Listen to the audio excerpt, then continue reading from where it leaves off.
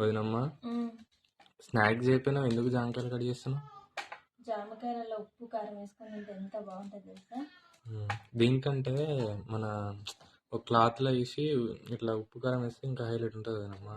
బాగుంటుంది కానీ ఇప్పుడు అది కొంచెం పెద్ద ప్రాసెస్. ఇట్లయితే బాగుంటుంది, ఇట్లా కూడా మంచిగా ఉంటుంది తెలుసా?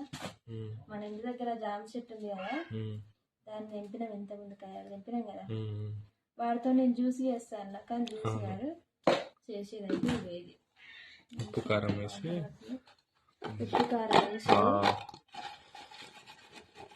నేనైతే జామకాయ తింటలేను, ఎందుకంటే చిన్నపిల్లకాయలు కాబట్టి జామకాయ అయితే ఇదే ఉంటాను మా వాళ్ళు అయితే. అందుకని ఇవి వేరే వాళ్ళకి ఇద్దాం అనుకుంటున్నా. ఎవరికైనా ఇది చూడాలనుకుంటే నెక్స్ట్ వీడియోలో చూడండి. బాగున్నాయి అట్లా, హైలైట్ ఉన్నాయి. మీరు ఇట్లా తింటారా? కామెంట్ చేయండి. మరి మేమైతే అప్పుడప్పుడు చేసుకొని తింటూనే ఉంటాం ఇంట్లో ఏం లేనప్పుడు.